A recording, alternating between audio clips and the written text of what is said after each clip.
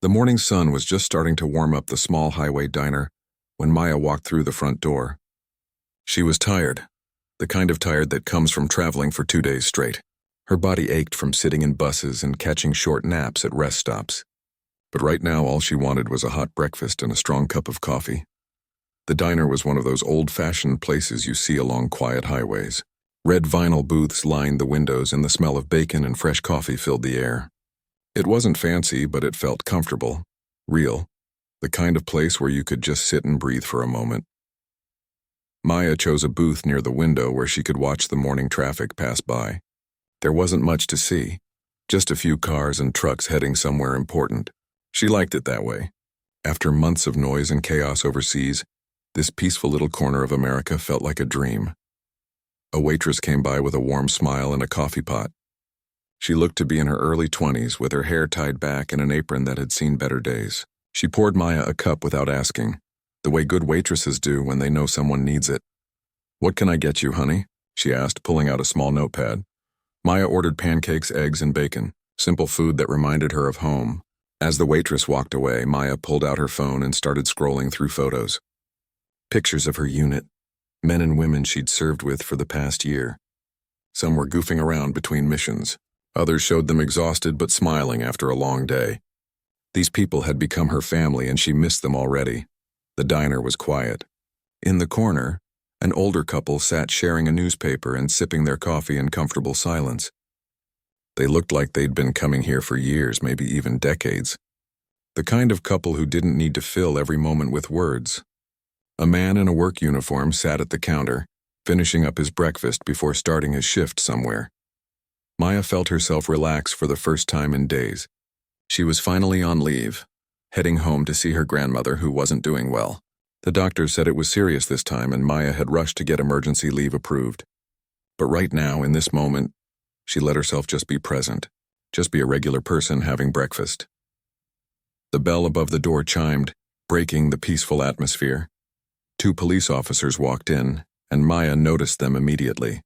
Not because she was worried, but because after years of military training, you develop an awareness of your surroundings. You notice when the energy in a room shifts, and it definitely shifted. The officers were both white men, probably in their 30s or early 40s. One was taller with a thick build and a serious expression that seemed permanently etched on his face. The other was shorter, stockier, with restless eyes that scanned the diner like he was looking for something specific. The waitress greeted them with the same friendly tone she'd used with everyone. "Morning, officers. Your usual table?" But neither officer seemed interested in sitting down. Their eyes moved across the diner, passing over the elderly couple, skipping the man at the counter and landing directly on Maya. And they stayed there. Maya felt it immediately. That look, she'd seen it before, more times than she cared to count.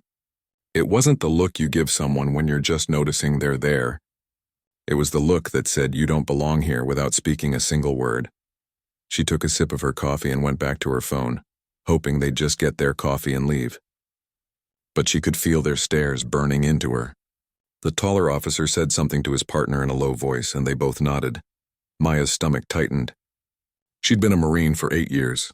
She'd faced situations most people couldn't imagine. She'd kept her cool under pressure that would break most people. But right now, sitting in this small-town diner in her own country, she felt something she rarely felt overseas. She felt targeted. The officers still hadn't moved to sit down. They stood near the entrance, coffee forgotten, their full attention on her. The waitress looked confused, glancing between them and Maya, sensing something was off but not quite understanding what. The elderly woman in the corner nudged her husband and whispered something. He looked up from his newspaper, following her gaze to see what was happening. Maya set her phone down on the table and sat up straighter. She wasn't going to shrink or look away. She hadn't done anything wrong. She was just a woman having breakfast, traveling home to see her sick grandmother. That's it. Nothing suspicious. Nothing illegal. Nothing that should draw this kind of attention. But deep down, she knew exactly why they were staring. And it had nothing to do with anything she'd done. The taller officer finally moved, taking a step toward her table. His hand rested on his belt near his radio.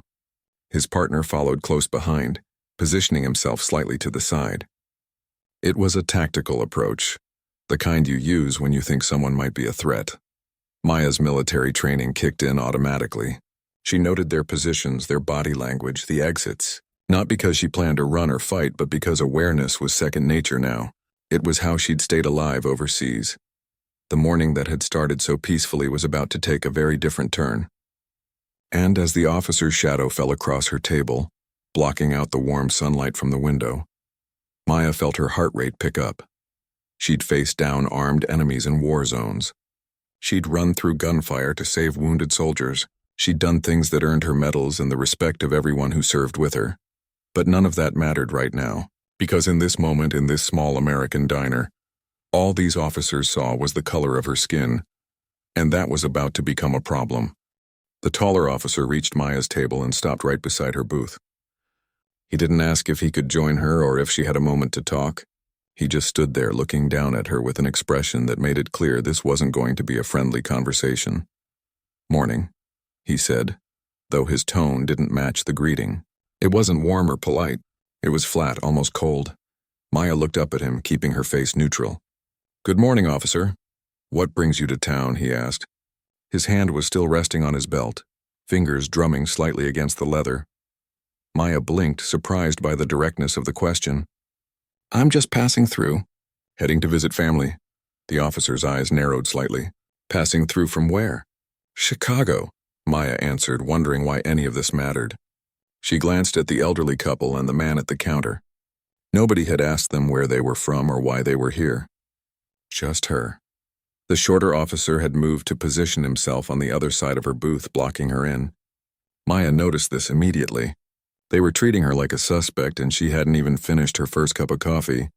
"Chicago, huh?" the taller officer repeated, like the city itself was somehow suspicious. "That's a long way from here." "Yes, it is," Maya said calmly. "That's why I stopped for breakfast. I've been traveling for 2 days." "Uh-huh." The officer exchanged a look with his partner. It was the kind of look that said they'd already made up their minds about something. "We're going to need to see some identification." Maya felt her jaw tighten. Why? The question seemed to catch him off guard. Most people probably just did what he said without asking. "Excuse me?" "I asked why you need to see my ID," Maya repeated, keeping her voice level. "I'm sitting here having breakfast." "I haven't done anything wrong." The officer's face hardened. "We've had reports of suspicious activity in the area. We're just checking things out." "What kind of suspicious activity?" Maya asked. "That's not your concern," he shot back. "Now I'm going to ask you one more time. Let me see your identification." Maya could feel the eyes of everyone in the diner on them now. The waitress had stopped mid-pour at another table, coffee pot frozen in her hand. The elderly couple was openly staring. Even the man at the counter had turned around on his stool to watch what was happening. This was exactly the kind of situation Maya had hoped to avoid. She was on leave, trying to get home to her grandmother. She didn't want trouble. She didn't want conflict. She just wanted to eat her breakfast in peace and get back on the road. But she also knew her rights. She'd fought for those rights, fled for them overseas while these officers were probably writing traffic tickets and breaking up bar fights. "Sir, with all respect," Maya said carefully, "unless you have reasonable suspicion that I've committed a crime, I don't have to show you anything. I'm just a customer having breakfast." The taller officer's face flushed red. "Are you refusing to cooperate with law enforcement?" "I'm asking what crime you suspect me of committing," Maya clarified. "Because eating pancakes isn't illegal last time I checked." The shorter officer spoke up for the first time. "You're being difficult. That makes us more suspicious." Maya almost laughed at the circular logic. "So asking why you're questioning me makes me suspicious? That doesn't make sense." "Listen," the taller officer said, his voice getting harder. "You can either show us your ID voluntarily, or we can make this a lot more difficult for you. Your choice." It was a threat, a clear, direct threat, and it made Maya's blood boil. She'd dealt with enemy combatants who'd shown her more respect than this. The waitress finally found her voice. She walked over nervously, clearly uncomfortable with what was happening. "Officers, she's been nothing but polite since she came in." She ordered her food, been sitting quietly looking at her phone. "She's not causing any trouble." The taller officer barely glanced at her. "Ma'am, we're conducting police business here. I need you to step back." But I'm just saying, step back, he repeated, his voice sharp enough to make the young woman flinch. The waitress retreated, but Maya could see her hands shaking as she set down the coffee pot. She looked upset, maybe even a little scared. This wasn't normal even in this small town. Even she could see something was wrong with this whole situation. The shorter officer pulled out his radio. I'm going to call this in, he said to his partner. Run her through the system. I haven't given you my information to run, Maya pointed out. We can read your license plate from outside, the taller officer said with a slight smirk. Already got your vehicle information, so unless you've got something to hide, there shouldn't be a problem, right?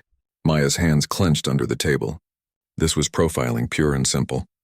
They had no legal reason to be questioning her, no probable cause to demand identification. They were fishing, hoping to find something, anything, to justify their suspicions. And those suspicions were based on one thing only. Something Maya couldn't change even if she wanted to. Something that shouldn't matter but clearly did in this diner, in this town, on this morning. The shorter officer spoke into his radio, giving Maya's license plate number and asking dispatch to run it. His voice carried that official tone cops use when they want to sound important, when they want everyone to know they have power here. Maya watched him, her military training helping her stay calm, even as anger built in her chest. She'd been pulled over for driving while black before. She'd been followed in stores, watched by security guards, questioned in places where she had every right to be. It wasn't new, but it never stopped hurting. Never stopped feeling like a slap in the face. The elderly man in the corner slowly reached into his pocket and pulled out his phone. He held it low, but Maya could see he was recording. The officer noticed too. Sir, put that away, the taller officer commanded. This is a public place, the old man said, his voice surprisingly steady. I have a right to record. You're interfering with police business. I'm documenting what I'm seeing, the old man corrected. And what I'm seeing doesn't look right. The officer took a step toward him, but his partner grabbed his arm. Leave it, the shorter one muttered. We've got bigger issues. They turned back to Maya, who sat perfectly still in her booth, her breakfast getting cold on the table. She hadn't touched it since they'd approached. Couldn't eat now, even if she wanted to. Her stomach was in knots. So, the taller officer said, turning his full attention back to her, while we wait for that information to come back, why don't you tell us what's in the backpack? Maya glanced at her backpack sitting on the seat beside her. It contained clothes, toiletries, her laptop, some snacks for the road. Normal travel items. Nothing illegal, nothing dangerous. My belongings, she said simply. Mind if we take a look? Yes, I mind, Maya said firmly. You have no right to search my property without probable cause or a warrant. The officer's face went from red to almost purple. That's it, stand up. You're coming outside with us. On what grounds? Maya demanded. On the grounds that I'm telling you to, he shot back. And that's when Maya knew this wasn't going to end well. These officers had decided she was guilty of something from the moment they walked in. They were going to find a way to arrest her, to punish her for daring to question their authority, all because she'd stopped for breakfast while being black in a small town. Maya took a slow breath, trying to decide her next move. Every instinct told her to stand her ground, to refuse to be bullied by these officers who had no legal right to detain her. But she also knew how these situations could spiral out of control. She'd seen the news. She knew what could happen when black people refused to comply, even when they were completely in the right. Fine, she said quietly, reaching for her wallet. Here's my license. She pulled out her driver's license and handed it to the taller officer, who snatched it from her fingers like she might try to take it back. He studied it with exaggerated care, holding it up to the light, checking every detail like he expected it to be fake. Illinois license, he muttered. Long way from home, Miss Johnson. I told you. I'm visiting family, Maya repeated, trying to keep the frustration out of her voice. The shorter officer spoke into his radio again, this time reading off the information from Maya's license. His voice was loud enough that everyone in the diner could hear her full name, her address, her date of birth. It felt like a violation having her personal information broadcast like that. The waitress approached again, this time with more confidence. Officers, I really think you're making a mistake here. This lady has been nothing but respectful. She showed me her military ID when she ordered. She's a soldier on leave.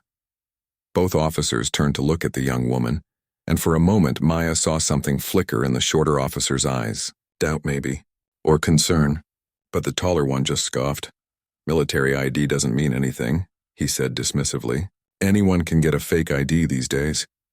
"It wasn't fake," the waitress insisted, her voice shaking slightly but holding firm. "I know what a military ID looks like. My brother's in the army." "Well, good for your brother," the taller officer said with heavy sarcasm. "Now, like I said before, this is police business. You need to step back and let us do our job." The radio on the shorter officer's belt crackled to life. A dispatcher's voice came through, tinny and hard to understand, but Maya caught the important part. Her license came back clean. No warrants, no flags, nothing. For a moment she felt a wave of relief. They'd see she was telling the truth, that she was just a regular person passing through, and they'd let her finish her breakfast in peace. But that moment of hope died quickly. The taller officer barely reacted to the information. Instead, he looked at his partner and said, "Doesn't mean she's not involved in something. Could be using a clean ID?" Maya's mouth fell open slightly. They were actually going to ignore the evidence that cleared her. They were going to keep pushing, keep escalating. Because admitting they were wrong would mean admitting they'd profiled her for no reason. "Officer, the system just told you I'm clean," Maya said, her patience wearing thin. "You have no reason to keep questioning me." "I'll decide what reasons I have," he shot back. "Now what did you say was in that backpack?" "I didn't say because it's none of your business," Maya replied, her military discipline the only thing keeping her voice steady. The shorter officer moved closer to the booth. "We have reasonable suspicion that you might be in possession of stolen property or controlled substances." "Based on what?" Maya demanded. "Based on what possible evidence do you have reasonable suspicion?" Neither officer answered that question. Because they couldn't. There was no evidence. There was no reasonable suspicion. There was just prejudice dressed up in a uniform. The elderly man in the corner spoke up again, his phone still recording. "This is harassment. Pure and simple. I'm watching you officers violate this woman's rights in real time." His wife nodded in agreement. "We come here every Sunday morning for breakfast. We've never seen you treat anyone like this. Not the bikers who come through, not the truckers, nobody. What makes her different?" The question hung in the air, and everyone in the diner knew the answer, even though nobody said it out loud. The taller officer's face grew even redder. "Sir, ma'am, I'm warning you both. Put the phone away and mind your own business, or you'll find yourself in trouble too." "Are you threatening us?" the old man asked, his voice incredulous. "I'm telling you how it is," the officer replied. Meanwhile, the shorter officer had walked around to Maya's side of the booth. Without asking, without any legal authority, he reached for her backpack.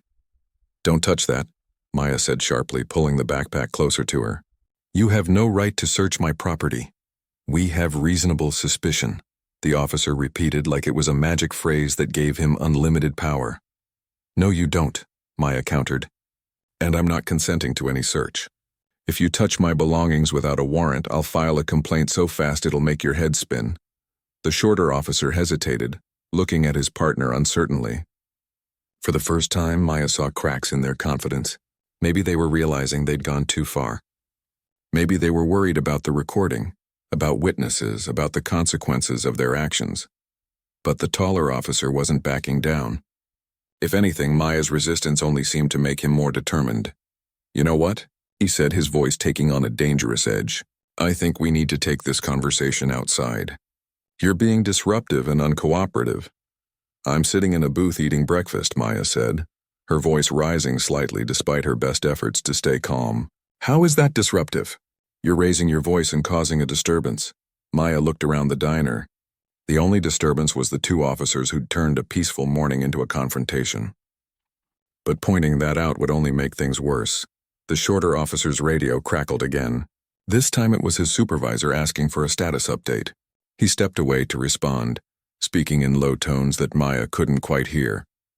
The taller officer remained standing over Maya's table, his presence intimidating and deliberate. He was trying to make her uncomfortable, trying to make her feel small and powerless. But Maya had faced down worse than him. She'd stared at real danger, real threats. Some small-town cop on a power trip wasn't going to break her. "Officer," she said, looking him directly in the eye, "I've been patient. I've answered your questions even though I didn't have to. I've shown you my ID. Your own system confirmed I'm not wanted for anything. I've done nothing illegal, nothing suspicious, nothing that justifies this treatment. So I'm asking you respectfully to let me finish my breakfast and go on my way. For a second, just a second, something shifted in his expression. Maybe he heard the steel in her voice. Maybe he recognized the bearing of someone who wasn't going to be easily pushed around. Maybe he even felt a twinge of shame for how he was acting. But then his pride kicked back in. His ego. His need to be right, to be in control, to win this confrontation he'd started for no good reason. "Stand up," he said, his hand moving to his belt where his handcuffs hung. "You're coming with us to the station." "On what charge?" Maya asked, her heart pounding now. "We'll figure that out," he said, reaching for her arm. And that's when everything changed. The moment the officer's hand touched Maya's arm, every alarm in her head went off. Her military training screamed at her about the danger of this moment, about how quickly things could turn deadly, but she forced herself to stay calm, to not react with the combat instincts that could be misread as aggression. "Don't touch me," she said firmly, pulling her arm away. "You have no legal right to detain me." But the officer wasn't listening anymore. His partner had returned from his radio conversation, and together they moved in on Maya with a coordination that made her stomach drop.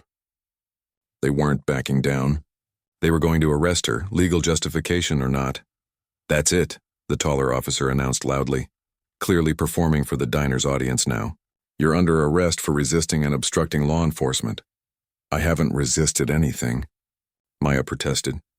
"This is illegal." But her words didn't matter. The shorter officer grabbed her left arm while his partner seized her right. They yanked her up from the booth with enough force to knock over her coffee cup. The hot liquid spilled across the table and onto the floor, steaming against the cold tiles. The waitress gasped, "Stop it, you're hurting her." Maya didn't fight back. Every fiber of her being wanted to use her training, to break their grip and defend herself. She'd been taught how to disarm opponents, how to escape holds, how to neutralize threats. But she knew that fighting back, even in self-defense, would only give them the excuse they needed. So she went rigid instead, letting them pull her from the booth, but not helping them. It was a form of passive resistance that made it clear she wasn't agreeing to this arrest, while not giving them ammunition to claim she'd assaulted them. "I am not resisting," Maya said clearly, projecting her voice so everyone could hear. "I am being unlawfully detained. These officers have no probable cause for this arrest." The elderly man's phone was up and recording everything. His hands were shaking, but he kept filming. "This is wrong," he said, his voice cracking with emotion. "This is completely wrong." The taller officer twisted Maya's arm behind her back harder than necessary. Pain shot through her shoulder, the same shoulder that had been injured during her last deployment. She couldn't stop the small gasp that escaped her lips. "You're hurting her," the waitress cried out again. "Stay back," the shorter officer warned, his free hand moving toward his weapon in a gesture that made everyone in the diner freeze. Maya's mind was racing. She was being arrested in front of witnesses with video recording for no crime. This was the kind of story she'd seen on the news dozens of times. The kind that started with a routine encounter and ended in tragedy. "I want to file a complaint," Maya said, forcing her voice to stay level despite the pain in her shoulder. "I want your badge numbers. I want your names." "You'll get all that at the station," the taller officer grunted, pulling out his handcuffs. The shorter officer had moved around behind her, helping his partner maneuver Maya's arms. As they shifted her position, her jacket sleeve rode up slightly.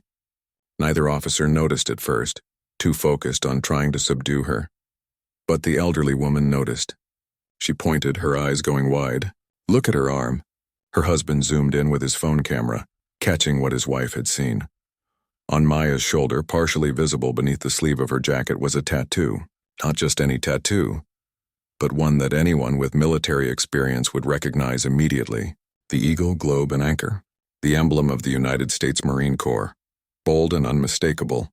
The shorter officer saw it first. His grip on Maya's arm loosened suddenly and he muttered something to his partner. "Hey, Derek, look." But the taller officer, Derek, was too caught up in the moment, too invested in asserting his authority.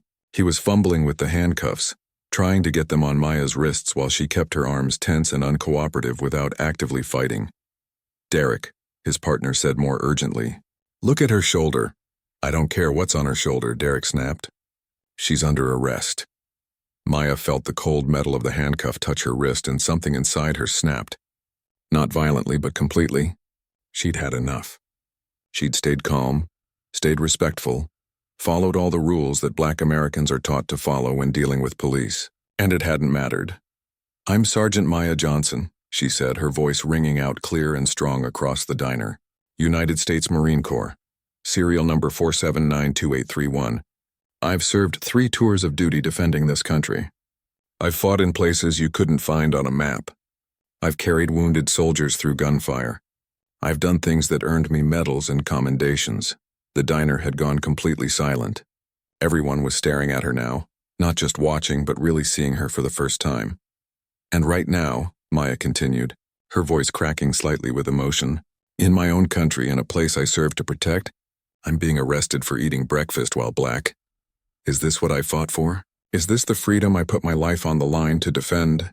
Derek had frozen with the handcuff still open in his hand. His face had gone pale, the anger draining away to be replaced by something that looked like panic. The shorter officer had stepped back completely, his hands raised as if to show he wasn't part of this anymore. "I didn't know," he muttered. "You didn't say you were military." "I shouldn't have to," Maya shot back, tears of frustration and anger burning in her eyes. "I should be able to sit in a diner and eat breakfast without being harassed. Military or not, Black or not, I should be treated like a human being with rights." The waitress had tears streaming down her face. "I tried to tell you," she said to the officers. "I showed you her military ID when she first came in. You didn't care." The elderly man lowered his phone slightly. "I'm a veteran too," he said, his voice shaking with anger now. "Navy 30 years. And what I just watched is the most disgraceful thing I've ever seen in a civilian setting. You should be ashamed of yourselves." Derek finally seemed to realize the magnitude of what he'd done. His hand dropped from Maya's arm, the handcuffs dangling uselessly from his fingers. There have been reports." "What reports?" Maya demanded. "There are no reports. You made that up. You targeted me the second you walked through that door, and we both know why." The shorter officer was backing toward the exit now, clearly wanting to be anywhere but here, but Derek stood his ground, though his confidence had completely evaporated. "Look, maybe we got off on the wrong foot," he started, his tone completely different now, almost pleading. "Wrong foot?" Maya repeated, incredulous. "You violated my rights. You assaulted me. You tried to arrest me for a crime I didn't commit. That's not the wrong foot. That's illegal." Other people in the diner were pulling out their phones now, capturing the aftermath of the confrontation. The man at the counter had his phone up. A woman who'd been in the bathroom and missed the start of the incident was filming now too. Maya pulled her jacket sleeve up further, revealing the full tattoo. The eagle, globe, and anchor gleamed in the diner's fluorescent light, a symbol of honor and service that these officers had completely ignored. She reached into her jacket pocket slowly, making sure everyone could see her movements, and pulled out her military ID card. Then she pulled out her deployment papers, which she carried when traveling. She laid them all on the table, spreading them out for everyone to see. "This is who I am," she said, her voice steady again but carrying an undercurrent of steel. "This is who you tried to arrest. A combat veteran who's given years of her life serving this country. And for what? For sitting in a diner while being the wrong color." The truth of it hung in the air, undeniable and damning. Derek opened his mouth to say something, but no words came out. What could he say? What excuse could possibly justify what everyone had just witnessed? His partner had made it to the door now, his hand on the handle like he was ready to bolt at any second. But Maya wasn't done. Not by a long shot. The silence in the diner was suffocating. Derek stood there with his handcuffs still in his hand, looking like a man who just realized he'd made a terrible mistake. His partner was still hovering by the door, looking like he wanted to disappear into thin air. Maya rubbed her wrist where the handcuff had touched her skin. Her shoulder ached from where Derek had twisted her arm, sending sharp pains down to her elbow, but the physical pain was nothing compared to the emotional wound of what had just happened. She looked at her military ID laying on the table, at her deployment papers with their official stamps and signatures. Papers that proved she'd served in some of the most dangerous places in the world, places where people actually were trying to kill her, unlike this quiet little diner in Middle America. "You know what the really sad part is?" Maya said, her voice quiet now but somehow carrying more weight than when she'd been shouting. Over there, overseas, we all bleed the same. Nobody cares what color you are when bullets are flying. The soldier next to you might be white, black, Hispanic, Asian, whatever.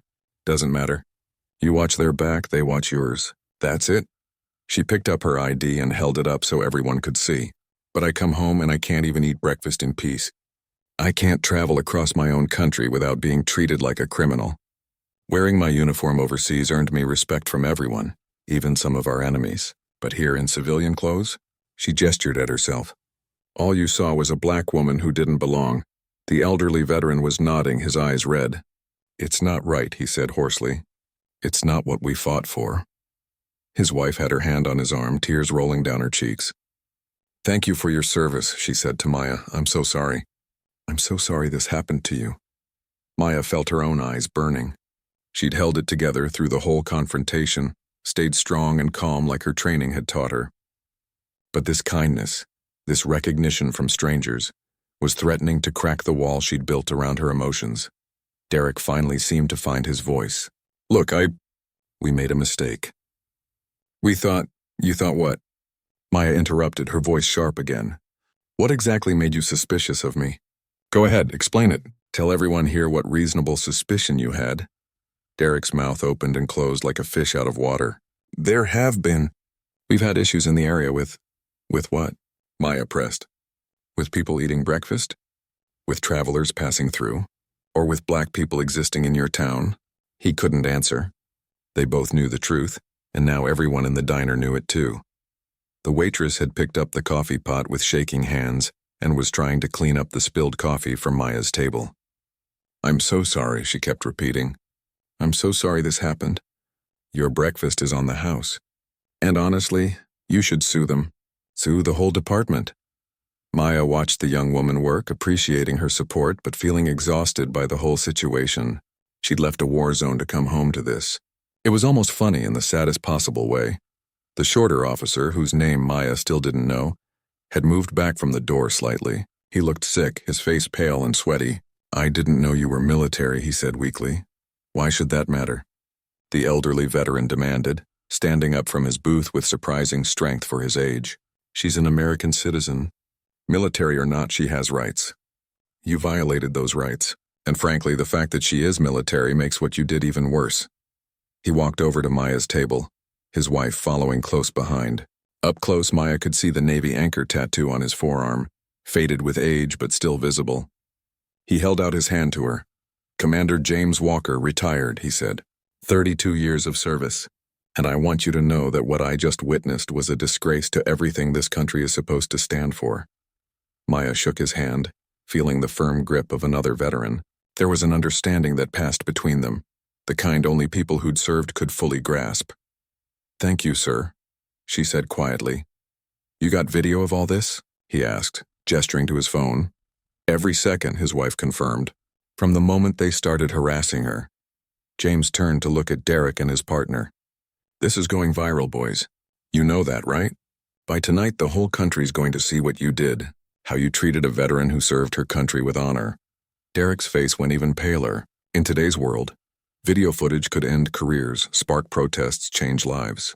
And he'd just been caught on camera violating a Marine veteran's rights for no reason. We can still work this out, he said desperately. There's no need to work it out. Maya stood up, pushing past the waitress gently. She rolled up her sleeve completely now, showing the full Marine Corps tattoo on her shoulder. Below it were 2 more tattoos, her unit insignia and dates of her deployments. You want to work it out? How about you start by apologizing? A real apology, not some half-hearted excuse. Derek looked at his partner, who looked at the floor. Neither of them seemed to know what to say. That's what I thought, Maya said. You're not sorry you did it. You're sorry you got caught. Sorry that I turned out to be someone who could fight back, who knows her rights, who has witnesses and video evidence. She picked up her military documents and carefully folded them back into her pocket. What about all the other people you've done this to? People who didn't have witnesses? Who didn't have video? Who weren't veterans, so maybe you thought you could get away with it? The question hung in the air, unanswered but heavy with implication. The man who'd been sitting at the counter spoke up for the first time. I've seen them do this before, he said quietly. Different people, but the same routine. Always someone passing through. Always someone who looks different. Derek spun toward him. That's not true. It is true, the man insisted. I work at the gas station down the road. I see plenty of travelers, and I've seen you two harass more than a few of them. More phones came out. More people were recording now, capturing these additional revelations. The story was getting bigger by the minute. Maya felt a grim satisfaction. Maybe her grandmother had been right when she used to say the truth always comes to light. Well, the truth was definitely coming to light now, in this small-town diner, with half a dozen witnesses and multiple videos to prove it. I want your badge numbers, Maya said firmly. Both of you. And your names. Full names. Derek looked like he might refuse, but his partner spoke up first. Officer Carl Bennett, badge number 742. Derek glared at him, but there was no way out now. Officer Derek Hoffman, badge number 593. Maya pulled out her phone and typed the information into her notes. And I want the name of your supervisor, and the department's internal affairs contact information. You don't have to do that, Derek said, a note of pleading entering his voice. We made a mistake, okay? We're sorry. Oh, now you're sorry? Maya laughed, but there was no humor in it. Now that you know I'm military, now that you're being recorded, now that you realize there might be consequences. That's not sorry. That's scared. And he was scared. Maya could see it in his eyes, in the way his hands trembled slightly and the sweat beading on his forehead.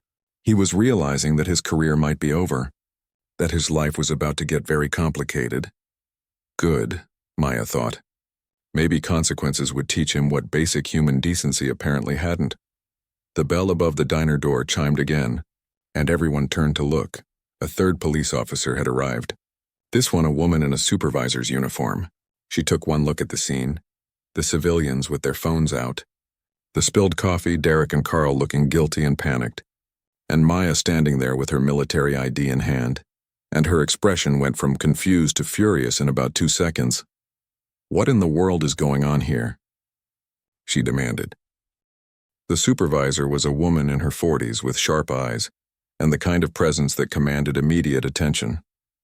Her nameplate read Lance Patricia Reynolds, and from the way Derek and Carl straightened up instantly, Maya could tell this woman didn't play games. Lieutenant Reynolds walked into the diner with measured steps, her eyes taking in every detail. The civilians with their phones out. The spilled coffee. Derek holding handcuffs. Maya standing with her military ID visible in her hand. The tension in the air was thick enough to cut with a knife.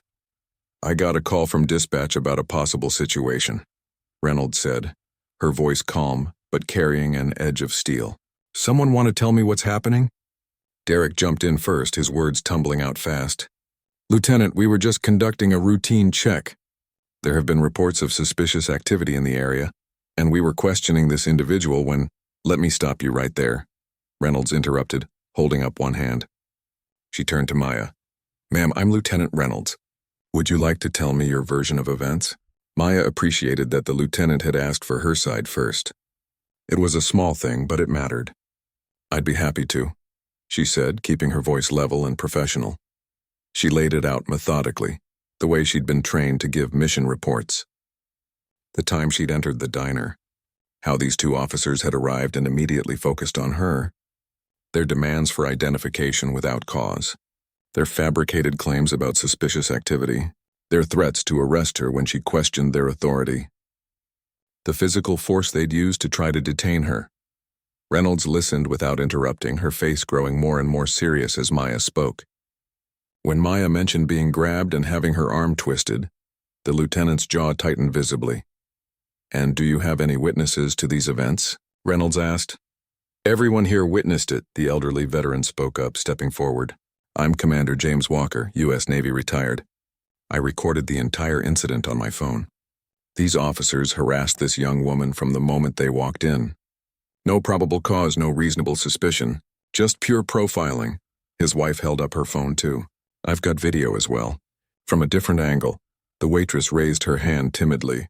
The diner has security cameras too. They record everything. Reynolds nodded slowly, her expression darkening with each new piece of evidence. I see, and ma'am, she turned back to Maya. May I ask your name and why you're in town? Sergeant Maya Johnson, United States Marine Corps, Maya said, showing her military ID. I'm on leave traveling home to see my grandmother who's ill. I stopped here for breakfast. That's all. Reynolds took the military ID and examined it carefully. Unlike Derek, she handled it with respect, even reading the information thoroughly before handing it back. Thank you for your service, Sergeant Johnson. Thank you, ma'am, Maya replied. Reynolds turned to Derek and Carl, and her entire demeanor changed. The professional courtesy disappeared, replaced by barely contained anger. Outside, both of you. Now. Lieutenant, if we could just explain... Derek started. I said outside. Reynolds' voice cracked like a whip, leaving no room for argument. The two officers shuffled toward the door like schoolboys being sent to the principal's office. Reynolds followed them but stopped at the doorway and turned back to Maya. Sergeant Johnson, please don't leave. I'll need to get a formal statement from you, and from anyone else who witnessed what happened. She looked around the diner. I apologize for what you've experienced. This is not how our department operates, and these officers will be held accountable. Then she stepped outside and through the diner windows. Everyone could see her absolutely tearing into Derek and Carl. Her arms were moving, gesturing sharply. Even though they couldn't hear the words, her body language said everything. She was furious. Maya sank back into her booth, suddenly exhausted. The adrenaline that had been keeping her upright and strong was draining away, leaving her shaky and tired.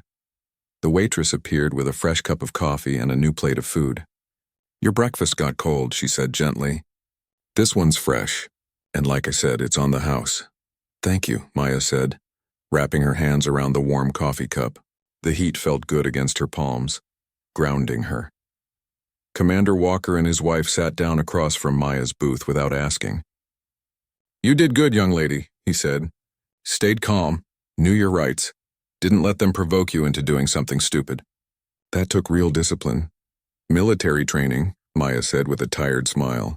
Plus, I've dealt with worse. I once held my position during a firefight for 8 hours with a bullet in my leg. Some small-town cops throwing their weight around. I can handle that.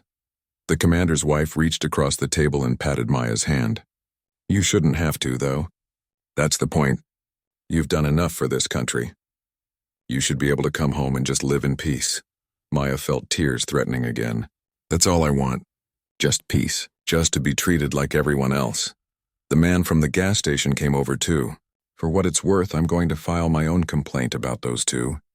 I've stayed quiet too long about the things I've seen them do. But seeing you stand up to them, that gave me courage to do the same. Me too, another voice said. A young black man who'd been in the kitchen came out, still wearing his cook's apron. I've been pulled over by Officer Hoffman 3 times in the past year.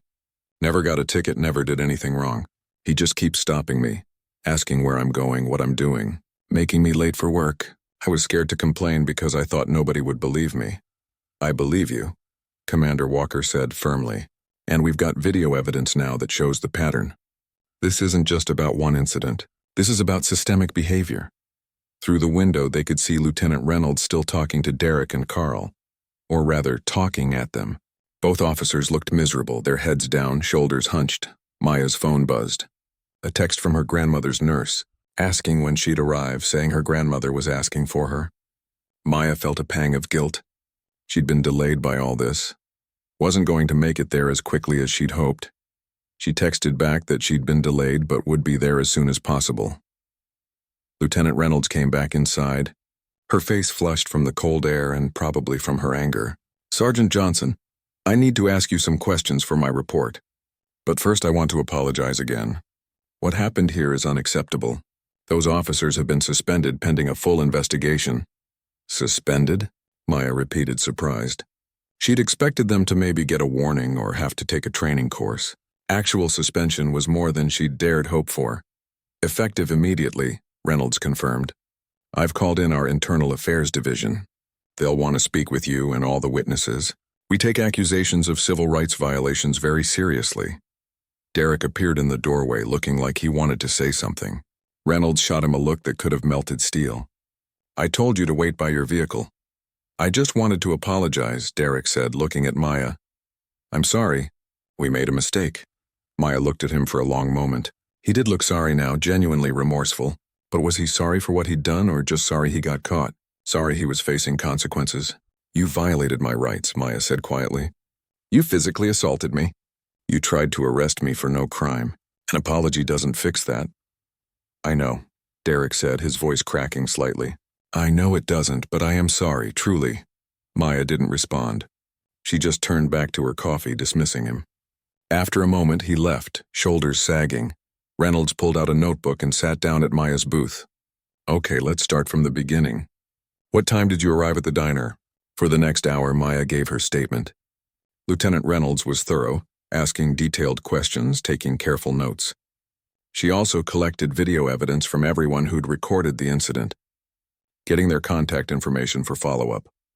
Commander Walker gave his statement too, his military precision making him an excellent witness. His wife corroborated everything. The waitress provided access to the diner's security footage. The cook gave his statement about his own experiences with Officer Hoffman. Even the man from the gas station came back to give a formal report about patterns he'd observed. By the time everything was documented, it was past noon. Maya's breakfast was long cold again, but she wasn't hungry anymore anyway. What happens now? She asked Reynolds. Now we investigate, Reynolds said. Internal Affairs will do a complete review. They'll interview more people, check past complaints, look at arrest records. If they find a pattern of discriminatory behavior, and based on what I've heard today, I think they will, there will be serious consequences. Will I need to come back? For a hearing or something? Possibly, Reynolds admitted. But we can do a lot over phone and video conference if necessary. I know you're traveling to see family. Where are you headed? North Carolina, Maya said. My grandmother's in the hospital there. Reynolds nodded sympathetically. I'm sorry to hear that. Look, you have my direct number now. If you remember anything else or if you need anything, call me. And Sergeant Johnson? She stood up and extended her hand. Thank you for your service. And thank you for handling this situation with such dignity. A lot of people would have reacted differently. 3 days later, Maya sat in her grandmother's hospital room watching the older woman sleep. The steady beep of monitors provided a rhythmic background to her thoughts. She'd made it to North Carolina safely, spent precious time with her grandmother, and tried to put the diner incident behind her. But the incident hadn't forgotten about her. Her phone had been buzzing constantly. News outlets wanted interviews.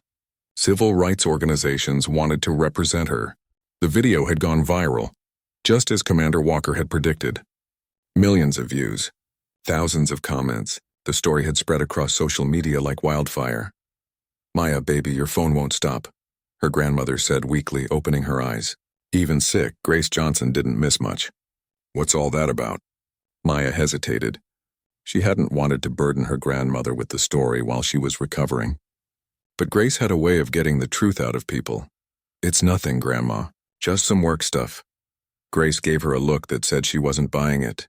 Child, I've known you since before you could walk. Don't try to play me. What happened? So Maya told her. Everything. The diner, the officers, the confrontation, the videos. Grace listened quietly, her weathered hand gripping Maya's tighter and tighter as the story unfolded. When Maya finished, there was silence for a moment. Then Grace sighed, a deep sound that seemed to carry decades of similar stories. I was hoping things would be different for your generation, she said softly.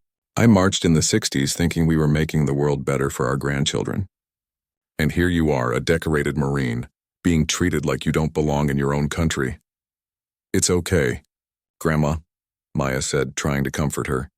It's not okay, Grace said firmly, her voice gaining strength. It's never been okay. But Maya, baby, you did something important. You stood up. You didn't let them break you. You made sure there was evidence. That matters. Before Maya could respond, her phone rang. It was Lieutenant Reynolds. Excuse me, Grandma. I need to take this. She stepped into the hallway, where the fluorescent lights hummed overhead and the smell of antiseptic was strong. Sergeant Johnson, Reynolds began. I wanted to update you on our investigation. Do you have a moment? Yes, ma'am. First, I want you to know that our Internal Affairs Division has completed their preliminary review. They found substantial evidence of a pattern of discriminatory behavior by Officer Hoffman, and to a lesser extent, Officer Bennett. Maya's heart beat faster. What does that mean? It means both officers have been terminated from the department, effective immediately. Maya leaned against the hospital wall, processing the news. Fired. Actually fired. Not just suspended or reassigned, but completely removed from the force. The investigation revealed 8 previous complaints against Officer Hoffman over the past 3 years. Reynolds continued. All from minority citizens, all alleging racial profiling or excessive force. They were never properly investigated. Officer Bennett had 3 similar complaints. Your case, with its video evidence and multiple witnesses, finally forced us to look at the pattern. 8 complaints. Maya repeated, feeling sick. 8 other people went through something like this? At least 8 who filed official complaints, Reynolds said grimly. I suspect there were others who didn't report it. That's partly why I'm calling. We're reaching out to everyone who filed a complaint against these officers. We're reopening those investigations. That's good, Maya said, though good seemed like too small a word for the magnitude of what Reynolds was describing. There's more. The county prosecutor's office is reviewing the incident for possible criminal charges. What those officers did to you may constitute assault under color of authority, false imprisonment, and civil rights violations. Maya felt a wave of emotions wash over her. Relief that justice was being done. Sadness for all the people who'd been victimized before her. Anger that it had taken video evidence and a viral story to make anyone pay attention. How are you holding up? Reynolds asked, her voice softer now. I'm okay, Maya said. With my grandmother. She's sick, but she's tough. I'm glad you're with family. Listen, there's going to be media attention. Probably a lot of it. The district attorney wants to make an example of this case. Show that law enforcement accountability is real. Are you prepared for that? Maya thought about it. She'd faced enemy fire, carried wounded comrades, made life or death decisions in combat zones. How hard could media interviews be? I can handle it, she said. I believe you can, Reynolds replied. You've already shown remarkable strength. But take care of yourself too, Sergeant. Trauma is trauma, whether it comes from a war zone or a diner. After they hung up, Maya stood in the hallway for a long moment. Hospital staff moved around her, busy with their routines, probably not knowing that something significant had just happened in this quiet corner. She went back into her grandmother's room. Grace was awake, watching the news on the small TV mounted to the wall. Speaking of which, Grace said, pointing at the screen with her remote. Maya looked up and saw her own face on the news. It was footage from outside the diner, showing her talking to Lieutenant Reynolds. The caption read, Marine veteran harassed by police, officers fired. A reporter was explaining the story. In a case that has sparked national outrage, 2 police officers in rural Virginia have been terminated, after video emerged showing them racially profiling and attempting to unlawfully arrest a decorated Marine Corps veteran. The screen switched to the video from Commander Walker's phone. Maya watched herself being grabbed by the officers, watched the coffee spill, heard her own voice saying, I'm Sergeant Maya Johnson, United States Marine Corps. You were so brave. Baby, Grace said quietly. I was terrified, Maya admitted. Bravery isn't not being scared. It's being scared and standing up anyway. Grace patted the bed beside her. Come sit with your old grandma. Maya sat and Grace took her hand. This is going to get bigger before it's over, Grace said. People are going to want you to be a symbol, a spokesperson. They're going to ask you to carry weight that shouldn't be yours to carry. You remember that you're allowed to say no. You're allowed to just be a person, not a movement. But what if I can help? What if my story can make a difference? Grace smiled. Then you do what your heart tells you. Just don't lose yourself in it. Don't let this one bad experience define all the good you've done. They sat together in comfortable silence for a while, watching the news coverage continue. Other veterans were being interviewed, expressing outrage. Civil rights leaders were calling for broader investigations into police departments. The hashtag Justice for Maya was trending. Maya's phone buzzed with a text from Commander Walker. Saw the news. Those boys got what they deserved. Proud of you, Sergeant. Then one from the waitress at the diner. Everyone here is talking about what happened. The owner put up a sign saying all are welcome. Should have always been that way. Thank you for standing up. More texts came in, from members of her Marine unit overseas, from her parents, from friends she hadn't talked to in years, all expressing support, sharing the story, telling her they were proud. You touched something, baby, Grace said, watching Maya's phone light up repeatedly. You touched a nerve that needed touching. People are tired of seeing this happen. They're tired of excuses and half measures. They want real change. Do you think things will actually change? Maya asked. Grace considered the question carefully. I think every time someone stands up, every time someone says no more, every time there are consequences for doing wrong, we move a little bit forward. Will it fix everything overnight? No, but will it matter? Yes, it always matters. The news had moved on to showing the diner itself. Reporters were interviewing the owner, who looked overwhelmed by all the attention. We've always tried to be welcoming to everyone, he was saying. What those officers did doesn't represent our values or our community. The reporter then interviewed some local residents. Their responses were mixed. Some supported Maya and condemned the officers. Others defended Derek and Carl, saying they were good men who made a mistake. One man actually said, if she'd just complied, none of this would have happened. Maya felt her anger flare at that comment. But Grace squeezed her hand. There will always be people who don't want to see, Grace said. People who need to believe the system is fair because admitting otherwise is too uncomfortable. Don't waste your energy on them. Focus on the ones who do see, who do want change. That night, lying on the uncomfortable hospital room couch that would be her bed, Maya couldn't sleep. She scrolled through social media, reading comments on the viral videos. Most were supportive. Thank you for your service. This is disgraceful. Justice for Maya. These cops got what they deserved.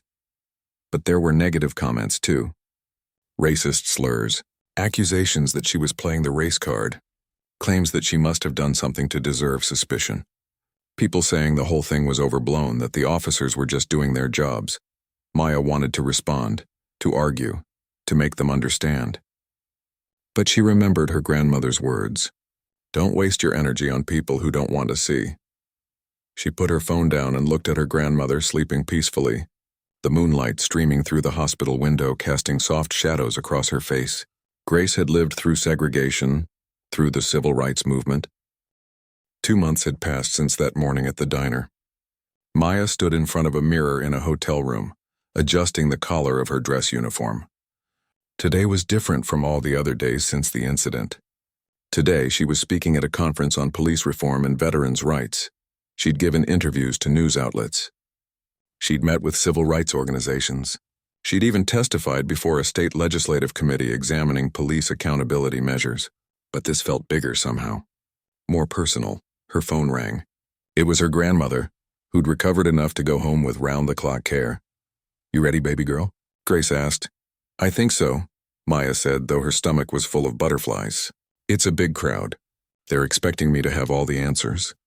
You don't need all the answers, Grace reminded her. You just need to tell your truth. That's enough. After they hung up, Maya gathered her notes and headed downstairs to the conference hall. The place was packed. Veterans activists, police reform advocates, journalists, and even some law enforcement officials who wanted to see change in their departments. She was introduced by Commander Walker, who'd become something of a mentor to her over the past weeks. His voice carried across the auditorium. It's my honor to introduce Sergeant Maya Johnson, United States Marine Corps, a woman who served her country with distinction overseas, and who showed remarkable courage in demanding justice at home. Maya walked onto the stage to applause. She looked out at the crowd, at hundreds of faces watching her expectantly. She thought about Derek and Carl, about that morning at the diner, about all the people who'd experienced similar treatment but never got justice. She began to speak. 2 months ago, I stopped at a small diner for breakfast. I was tired from traveling, worried about my sick grandmother and looking forward to a simple meal before getting back on the road. Instead, I became a statistic. Another black person profiled by police for no reason other than the color of my skin. The room was completely silent, hanging on every word. I want to be clear about something. I didn't do anything heroic that day. I didn't do anything special. I simply refused to accept injustice. I stood up for my rights as an American citizen, rights that I'd literally fought overseas to protect. She talked about her military service, about the brothers and sisters she'd served with from every background imaginable. In the military, we're taught that we're stronger together, that our differences make us better, not worse. That character matters more than color. But when I came home, I found that those values don't always translate to civilian life. I found that my service, my sacrifices, my citizenship didn't protect me from being treated as suspect, as dangerous, as someone who didn't belong. Maya shared the details of what happened at the diner, her voice steady but emotional. She talked about the fear she felt, the anger, the humiliation. She also talked about the people who stood up for her, the witnesses who recorded everything, the supervisor who actually took action. What happened to me wasn't unique, she continued. The only unique thing was that there were cameras, that there were witnesses willing to speak up, that there was a supervisor willing to hold her officers accountable. Too many people experience the same treatment without any of those things. She shared statistics about racial profiling, about disproportionate police interactions with communities of color. She talked about the 8 other people who'd filed complaints against Officer Hoffman that were never properly investigated. Those 8 people deserved justice too. They deserved to be heard, believed, and protected. But the system failed them. It only worked for me because my case went viral, because there was public pressure, because ignoring it would have been too costly. That's not justice, Maya said firmly. That's luck. And justice shouldn't require luck. She outlined the changes she wanted to see. Better training for officers on implicit bias and de-escalation, stronger accountability measures, independent oversight of police complaints, protection for officers who report misconduct by their colleagues, community policing that actually involves the community.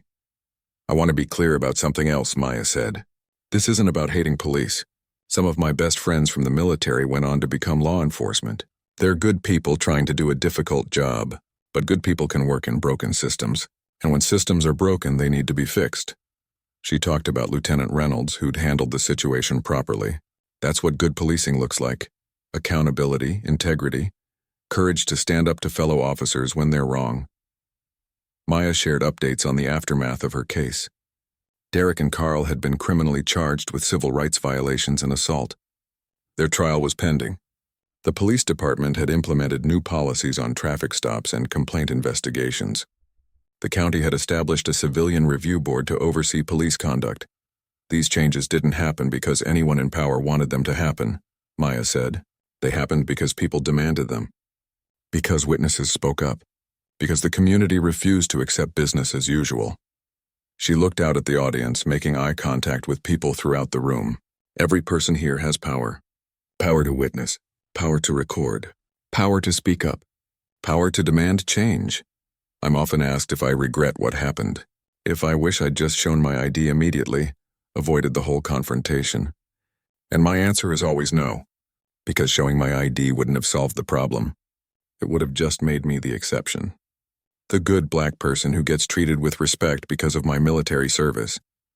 But I shouldn't need to be a Marine to be treated with dignity. Nobody should. Your worth as a human being shouldn't depend on your job, your education, your service record. It should depend on the simple fact that you're human. Maya's voice grew stronger, more passionate. I served my country because I believe in its promise. Liberty and justice for all. Not for some, not for the lucky ones, for all. And when I see that promise broken, when I see people denied their rights, their dignity, their freedom to exist without suspicion, I can't stay silent. My oath to protect and defend didn't end when I took off my uniform. If anything, it became more important. She talked about the response to her story, the thousands of messages she'd received from people sharing their own experiences with profiling and discrimination.